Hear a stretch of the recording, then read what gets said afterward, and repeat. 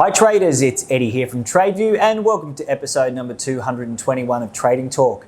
In this week's episode, Tom shows you a concept involving moving averages and how he optimizes it using some different methods.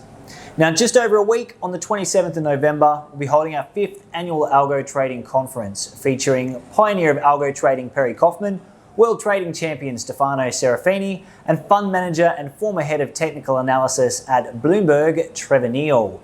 Our presenters will take you through, step by step, 5 of the automated models that they trade, explaining exactly how and why they work. You'll also get to take home the model's built-in X Builder at the end of the conference. It is still possible to get a ticket, but please organise yours ASAP so that we can ensure that your TradeView X platform is set up and ready to go for the day of the conference. I really hope you enjoyed this week's episode of Trading Talk.